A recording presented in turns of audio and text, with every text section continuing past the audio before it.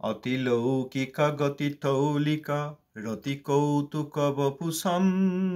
অতিলৌকিক গতিতৌলিক রতি কৌতুক বপুষম।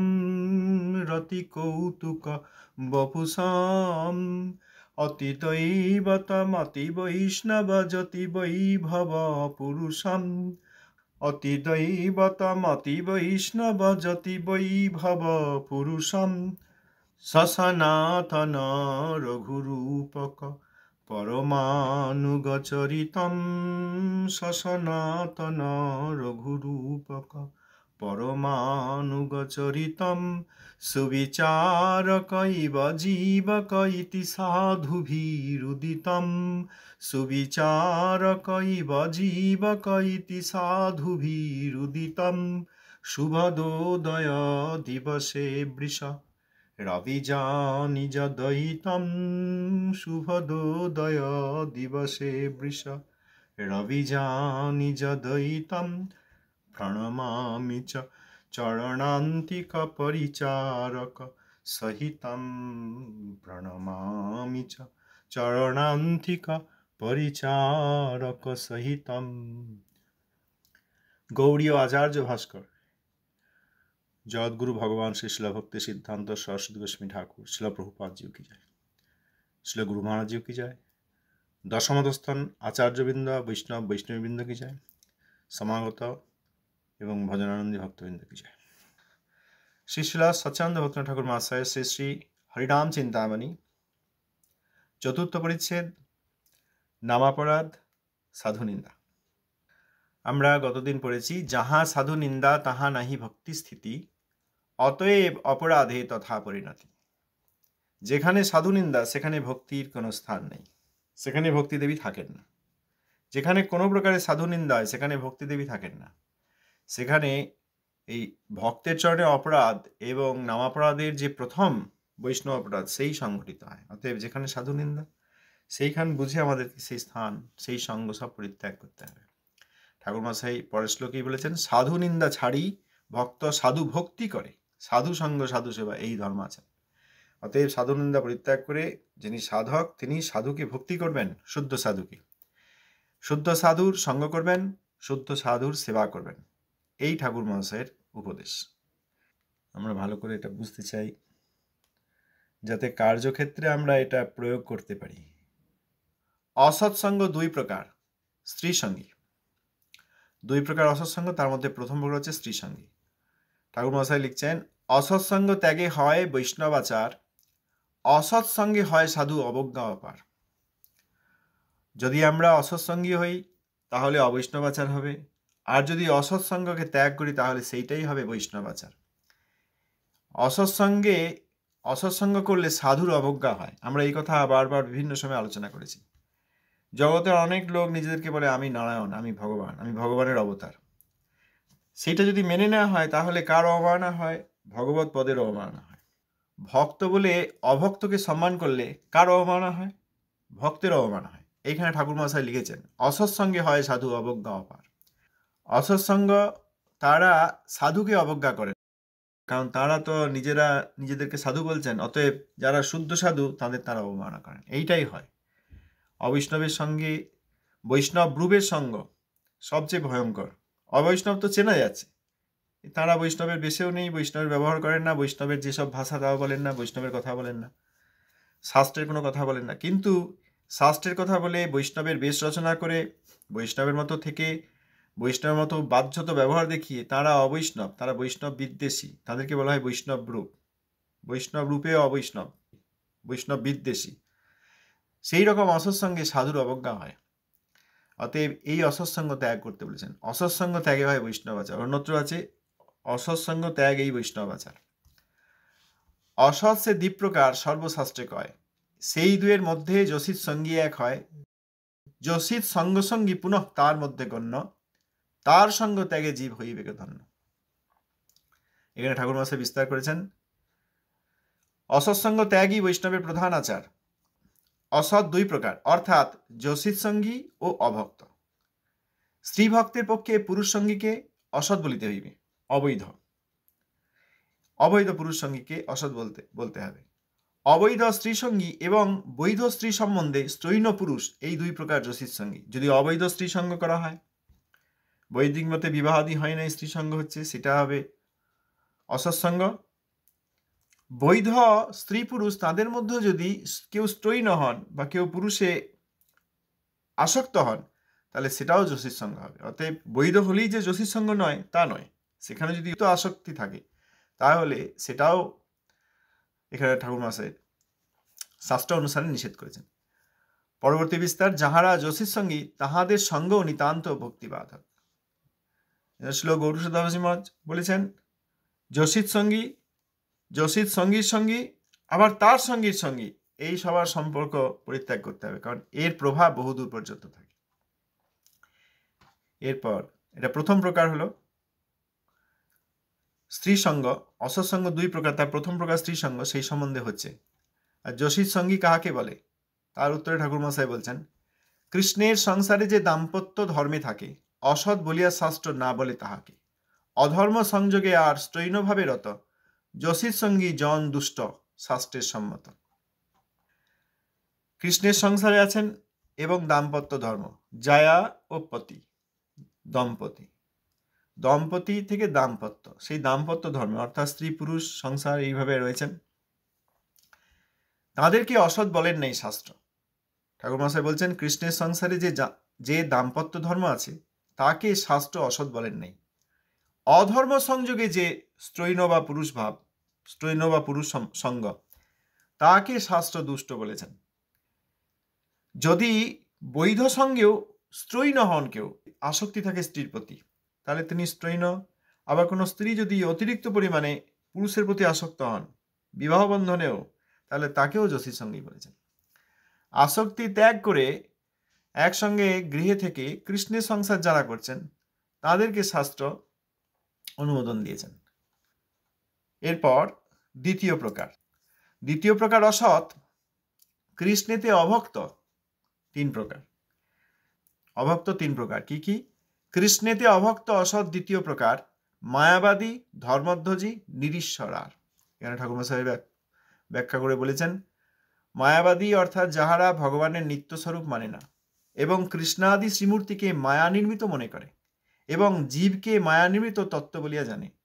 ধর্মধ্বজী, অন্তরে ভক্তি বা বৈরাগ্য নাই, কেবল কার্যোদ্ধারের জন্য সঠতার সহিত বেশ রচনা করে। নিরীশ্বর, নাস্তিক। তিন প্রকার হলো কৃষ্ণাভক্ত, তিন প্রকার। কৃষ্ণযুক্ত অভক্ত, কৃষ্ণাভক্ত অর্থাৎ কৃষ্ণের অভক্ত তিন প্রকার। এক হচ্ছে মায়াবাদী। মায়াবাদীরা কি করে? মনে করে যে ব্রহ্ম তাঁরই বহিরঙ্গা মায়ার অধীনে এসে এইসব লীলা আদি করেন, এখানে প্রাকৃত রূপ ধারণ করে, লীলা হয়ে গেলে প্রাকৃত রূপ পরিত্যাগ করে আবার ব্রহ্মে আসীন হন। অতএব কৃষ্ণের নিত্য নাম, নিত্য রূপ, নিত্য গুণ, নিত্য লীলা, নিত্য পরিকর, নিত্য ধাম তারা মানেন না, কিন্তু তবুও তাদের ভাগবত পাঠ করেন, এরকম দেখা যায়। গতকাল হঠাৎ এরকম একটা দেখলাম যে স্বামী অমুকানন্দ মায়াবাদী শিবিরের, মায়াবাদী মিশনের, তিনি ভাগবত কথা বলছেন। এনারা যে ভাগবত আদি পাঠ করেন, এনাদের উদ্দেশ্যই যে এইসব ব্রহ্ম এসে প্রাকৃত লীলা করেছেন সেইগুলো পড়াশোনা করি মনোরঞ্জনের জন্য, বলেও দেয় অনেক সময় মনোরঞ্জনের জন্য। আবার এটা তাদের এক প্রকার সাধনাও, কি না এইসব লীলা আদি, প্রাকৃত লীলা, প্রাকৃত নাম, প্রাকৃত রূপ, এইসব আলোচনা করি। যখন আমাদের সাযুজ্য মুক্তি বা জ্ঞান আমরা প্রাপ্ত হয়ে যাব, তখন আর এসব আমাদের দরকার হবে না। অতএব এটা একটা সাধন। আমাদের সাযুজ্য রূপ মুক্তি, ব্রহ্মে বিলীন হওয়ার আমাদের যে আকাঙ্ক্ষা, সেইটা পূর্ণ করার জন্য আমরা এখন এই প্রাকৃত লীলা আদি পড়ছি, ভাগবত পড়ছি, গীতা পড়ছি। কেউ কাঁদছে, কেউ সাত্ত্বিক বিকার প্রকাশ করছে। আগে আমরা পড়েছি এই বিষয়ে কয়েকদিন আগে, যে মায়াবাদীর এইসব হলেও তাকে স্বীকার করা হয় না। মায়াবাদী মনে করে শ্রীকৃষ্ণাদি শ্রীমূর্তি মায়া নির্মিত, অর্থাৎ তিনি যখন লীলা করেন এই বহিরঙ্গা মায়া তৈরি করে দেন, তার এই রূপ, বহিরঙ্গা মায়ার অধীনে এসে তিনি এইসব করেন। এবং জীব যে আত্মা, তাকেও তিনি মায়া নির্মিত একটা তত্ত্ব বলে মনে করেন মায়াবাদী। আর ধর্মধ্বজীকে, অভক্তের মধ্যে দ্বিতীয় প্রকার ধর্মধ্বজী, তারা কি?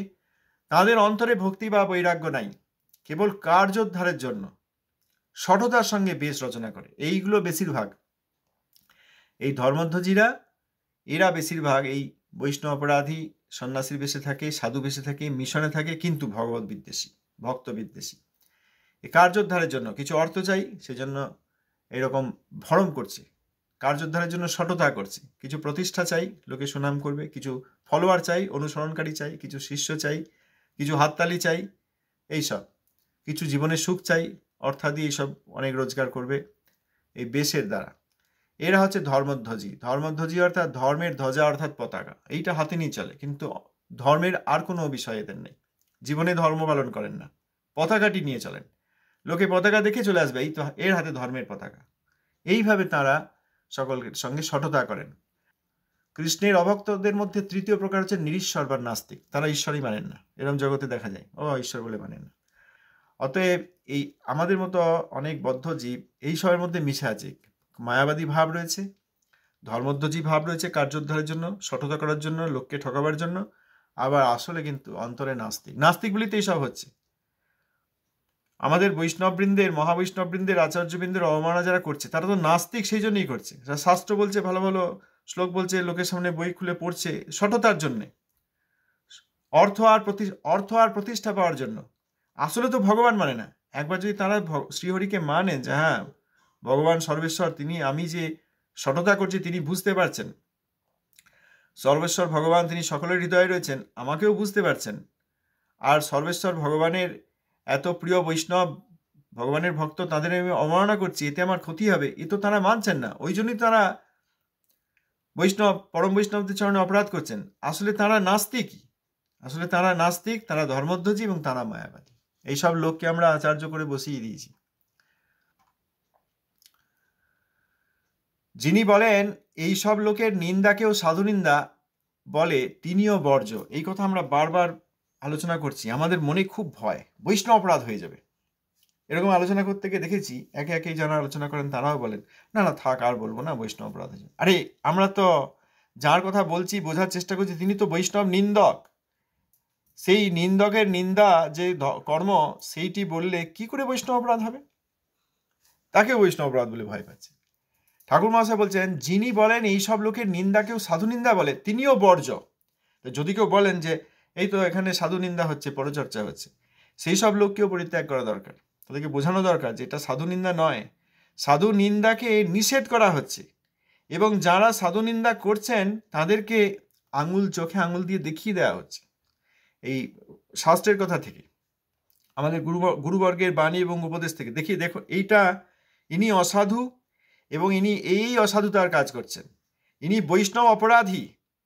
শুধু দুরাচার নন, দুরাচার তো জগাই মাঝে দুরাচার ছিলেন, কিন্তু বৈষ্ণব অপরাধী ছিলেন না। তাদের প্রথম অপরাধ শ্রী নিত্যানন্দ চরণে, মূল গুরু নিত্যানন্দের চরণে, ভয়ঙ্কর। কিন্তু নিত্যানন্দ প্রভু ক্ষমা করলেন, নিত্যানন্দ প্রভু তাদের জন্য মহাপ্রভুর কাছে প্রার্থনা করলেন। এর আগে কখনো বৈষ্ণব নিন্দা, বৈষ্ণব অপরাধ, বৈষ্ণবের প্রতি অবজ্ঞা করেন নাই।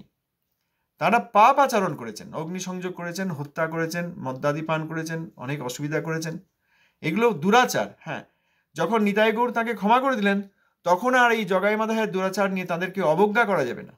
তাদের দুরাচারের কথা বলে শিক্ষা নেওয়া যেতে পারে, সদ উদ্দেশ্যে তাদের সেই দুরাচারের কথা, পূর্ব পাপের কথা আলোচনা করা যেতে পারে, যাতে আমরা এরকম না করি। কিন্তু তাদেরকে সেই দুরাচার বলে অবজ্ঞা করা যাবে না। জগাই মাধাই পাপী ছিল, গৌর নিত্যানন্দ হরিনাম দিয়ে তাদের উদ্ধার করেছেন। এতে তো অবজ্ঞা হচ্ছে না, এতে তাদের পাপ পরিত্যাগ এবং গৌর নিত্যানন্দের কৃপা প্রাপ্তি, এর প্রশংসা করা হচ্ছে। এবং যারা পাপী তাদেরকে বলা হচ্ছে আমি যে পাপী, আমি আমাকে বলছি যে ঠিক আছে আমি অনেক পাপ করেছি, কিন্তু জগাই মাধাইকে মহাপ্রভু নিত্যানন্দ প্রভু উদ্ধার করে দেখিয়ে দিয়েছেন যে পাপীরও উদ্ধার তারা করেন। এতে জগাই মাধাইয়ের অবজ্ঞা হলো না, এতে তাদের পূর্বভাব আলোচনা করে শিক্ষা নেওয়া হলো।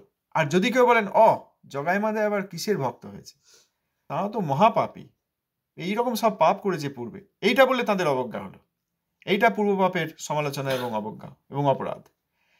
তো যাই হোক, এখানে যেসব লোকের নিন্দাকে, তাহলে সাধু নিন্দা, সাধুর প্রতি অপরাধ যারা করেছেন বা করছেন, সেইটা যদি দেখিয়ে দেওয়া হয় যে এনারা বৈষ্ণব অপরাধী, সেটাকেও অনেকে যেন মনে করেন যে এখানে আবার বৈষ্ণব অপরাধ হয়ে যাচ্ছে। যাই হোক, তারা ধামে তো থাকেন, তাদের সন্ন্যাস তো নিয়েছেন বা এরকম নাম তো করছেন, কপালে তিলক সেবা রয়েছে, তুমি কেন নিন্দা করছো? আরে তার নিন্দা করা হয়নি, তিনি যে বৈষ্ণব নিন্দক এবং শঠের বেশ, ধর্মধ্বজির বেশ নিয়েছেন, এই কথা বলা হচ্ছে। ঠাকুর মহাশয় বলছেন যে সাধুকে নিন্দা করেন, এইরকম লোকের নিন্দাকেও, সাধুকে নিন্দা করেন সেই লোকের নিন্দা বা সেই লোকের যে নিন্দাজনক কাজ, তার নিন্দা, এটাকেও যারা সাধু নিন্দা বলেন তাদের সঙ্গ পরিত্যাগ করতে হয়। আমরা সেইটা হতে চাই না।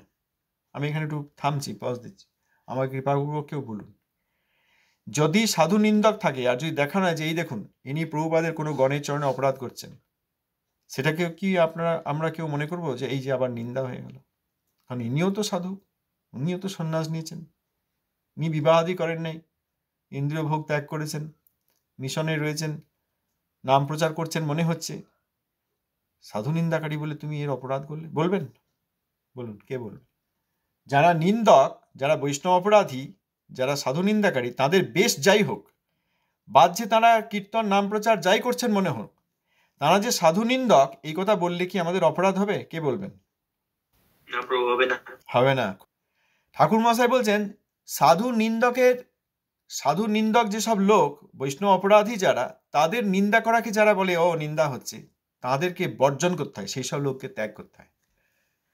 আমরা ঠাকুর মহাশয়ের উপদেশের আগে পড়েছি, সাধু বৈষ্ণব পদাশ্রয় করিবার অভিপ্রায়ে অসৎ ধর্মধ্বজী লোককে পরিত্যাগ করাতে সাধু নিন্দা বা বৈষ্ণব অপরাধ হয় না। যদি সে বিষয়ে ব্যক্তিগত আলোচনা উত্থাপন হয়, তাহাও সদোষ হইতে পারে না। ব্যক্তির নাম ধরে আলোচনা করতে পারে যে ইনি কলির দূত, ইনি একটা বড় পজিশন নিয়ে, লম্বা চওড়া লোক, ব্রাহ্মণ কুলে জন্ম হয়েছে, এইসব অহংকার নিয়ে সন্ন্যাস নিয়েছে, এইসব অহংকার করে, এবং অনেক অনুসরণকারী আছে এই অহংকার করে, এবং তার পূর্ববর্তী আচার্যবৃন্দ যারা তার কাকা জ্যাঠার সমান, গুরুদেবের বিভিন্ন রূপ, গুরুদেবের গুরু ভাই গুরু বোন, তাদের অবমাননা করেছেন, এই কথা বললে নিন্দা হয় না, বরং এই কথাটা বলা দরকার। প্রভুপাদ বলেছেন এক্সপোজ করা দরকার এইসব লোককে। এখানে ঠাকুর মশাই শ্রী হরিনাম চিন্তামণিতে লিখছেন, বর্জিলে এসব সঙ্গ সাধু নিন্দা নয়, ইহাকে যে নিন্দা বলে সেই বর্জ্য হয়। এই সব সঙ্গ ছাড়ি অনন্য শরণ, কৃষ্ণ নাম করি পায় কৃষ্ণ প্রেমধন। এতে বহুদিন অসুবিধা হয়েছে। এইসব বলা হয়েছে, বোঝানো হয়েছে, অনেকে বলেছে না তোমার এইসব আমি বৈষ্ণব নিন্দা শুনবো না, ঝগড়াঝাটি করেছে, রাগারাগি করে পালিয়ে গেছে এরকম। কিন্তু এখানে তো ঠাকুর মশাই বলছেন বর্জিলে এসব সঙ্গ সাধু নিন্দা নয়, ইহাকে যে নিন্দা বলে সেই বর্জ্য হয়। আবার কেউ কেউ বলেন আমার দেখার দরকার নেই, ও ভগবান দেবে না। আমার দেখার দরকার আছে। ঠাকুর মশাই বলেছেন যে আমাদের দেখার দরকার আছে। বলেছেন আপনারা এই গম্ভীর বিষয়ে বিশেষ যত্নপূর্বক চিন্তা করবেন এবং সিদ্ধান্ত করে অসাধু সঙ্গ, বৈষ্ণব অপরাধী সঙ্গ ত্যাগ করবেন এবং শুদ্ধ সাধু সঙ্গ করবেন। অতএব আমার দেখার দরকার নাই, আমি একবারে দিনহীন হয়ে উত্তম বৈষ্ণব হয়ে গেছি, এই ভাবনা যারা করছেন তারা অপরাধ করছেন, তারা ঠাকুর মহাশয়ের আদেশের বিরুদ্ধে যাচ্ছেন। এটা করতে হবে এবং এটা প্রথম করতে হবে। এমন নয় যে আমি তো নতুন নতুন এসেছি, আমি তো কিছুই জানি না, আমার তো নিজেরই অনেক দোষ আছে, অতএব এসব আমার বলার দরকার নেই। এটাও ভুল। এইটা প্রথমে বলা দরকার। হ্যাঁ, আমার তো অনেক দোষ আছে, আমি নতুন এসেছি, আমি কিছু জানি না, যাতে অসৎসঙ্গ না হয়ে যায় এবং শুদ্ধ সাধু কে চিনতে পারি, আর কে সাধুব্রূপ বৈষ্ণবরূপ, কে বৈষ্ণব বিদ্বেষী চিনতে পারি, এটা প্রথমেই দেখা দরকার। প্রথম দিন স্কুলে যাচ্ছি, কেউ বলতে পারবেন যে আমি প্রথম দিন স্কুলে যাচ্ছি, কে ভালো ছাত্র কে খারাপ ছাত্র আমাকে বলতে আসবেন না। আমি প্রথম কয়েকদিন স্কুলে আসছি, আমাকে আমার মতো থাকতে দিন। আমি সব ছাত্র, সব বন্ধু বান্ধব যারা আমার ক্লাসমেট ব্যাচমেট সবাইকেই আমি সম্মান করব, আমাকে এসব এখন বলতে আসবেন না। আমি যখন সেই কয়েক বছর পর ক্লাস 9-10-এ পড়বো তখন আমাকে বলবেন। তা কি হয়? প্রথম দিনই বলা দরকার, দেখো এরা ভালো ছাত্র আর এরা বদমাস, এরা পড়াশোনা করে না, এরা অনেক অন্যান্য অন্যায় করে, এরা স্কুলে আসে ঠিকই কিন্তু আসলে এরা সত্যিকার প্রকৃত ছাত্র নয়, এদের সঙ্গে মিশবে না। এটা তো প্রথম দিনেই স্কুলে ঢোকার আগে বলা উচিত। অথবা আমরা যেন কেউ না বলি ও আমরা তো নতুন, আমি তো সকালেও উঠি না, আমি তো সকালেও চান করি না, আমি তো তিলক সেবাও করি না, আমার তো হরিনামও ঠিক হয় না, আমি সবে এসছি, আমার কোনো ধারণা নেই, আমাকে সব বলে আপনি বিরক্ত করতে আসবেন না। না, এই রকমের ব্যক্তিকেই প্রথম বলা দরকার। ইনি তো প্রথমে অসৎসঙ্গগুলো করবেন, ইনি তো সাধু অসাধু চিনতে পারবেন না, সাধু রূপ বা বেশ ধারণ করেছে এইরকম ব্যক্তিকে সাধু মনে করে তার সঙ্গ করে এই প্রথম থেকেই গড়বড় শুরু হয়ে যাবে, দুঃসঙ্গ শুরু হয়ে যাবে। প্রথমেই আমাদের এগুলো জানা দরকার। অতএব কৃপাপূর্বক কেউ যেন বলবেন না ও এসব আমাদের এখন দরকার নেই, আমরা নতুন, আমাদের নিজেদেরই কত দোষ আছে। এখানে দোষের কথা বলা হচ্ছে না, পাপের কথা বলা হচ্ছে না, দোষ গুণ পাপ পুণ্যের কথা বলা হচ্ছে না। বৈষ্ণব এবং অবৈষ্ণব বৈষ্ণব রূপ, বৈষ্ণব সেবা আর বৈষ্ণব অপরাধ, বৈষ্ণব অপরাধী, এইসব বস্তুর সঙ্গে পরিচয় করা যায়। এইটা প্রথম ক্লাস। কেউ কেউ বলেন না ক্লাস, যদি ক্লাস বলেন, এইটা আমাদের প্রথম ক্লাস হওয়া দরকার ঠাকুর মহাশয়ের কাছে। বর্জিলে এসব সঙ্গ সাধু নিন্দা নয়, ইহাকে যে নিন্দা বলে সেই বর্জ্য হয়। এই সব সঙ্গ ছাড়ি অনন্য স্মরণ, কৃষ্ণ নাম করি পায় কৃষ্ণ প্রেমধন। প্রথম দিন থেকে আমাদের এগুলো জানা দরকার। প্রথম দিন থেকে আমরা এগুলো জানি না বলে যত বালিশ সব এখানে ওখানে ঢুকে যাচ্ছে। যাদের কোনো ধারণা নেই, সংসারে উত্তপ্ত হয়ে চলে আসছেন, দিয়ে বালিশেরা সব অবৈষ্ণবদের সঙ্গে ঢুকে বৈষ্ণব অপরাধকেই প্রথম থেকে শুরু করে দিচ্ছেন। তারা গৌড়ীয় মঠের নিন্দা করেন, গৌড়ীয় শব্দের নিন্দা করেন, প্রভুপাদের অবজ্ঞা করেন, প্রভুপাদের আর সব গণকে অবমান করেন। যে কোনো একজন প্রভুপাদের শিষ্যের নাম বলবেন সামনে, তো মুখ বেঁকিয়ে ঘুরে চলে যাবে। আর যদি বলতে চায় অনেক দূর নাম করে যাবে, যে আমাদের আচার্য এনার সম্বন্ধে এই বলেছেন। এটা কারা করছেন? বালিশেরা, এই প্রথম যারা এসছেন। হাতে খড়ি দিয়ে ঢুকতে চাইছে, সেইখানেই ভুল লোকের কাছে হাতে খড়ি দিচ্ছে। তো এখানে ঠাকুর মহাশয় বলেছেন যে বৈষ্ণব নিন্দককে যদি বৈষ্ণব নিন্দক বলা হয়, সাধু নিন্দাকারী বলা হয়, বৈষ্ণব নিন্দকের যে সাধু নিন্দা কাজ, সেই কাজের সমালোচনা করা হয়, তাহলে এইটা নিন্দা নয়। এই কাজকে যারা নিন্দা করেন তাদের সঙ্গ বর্জন করা দরকার। ধন্যবাদ।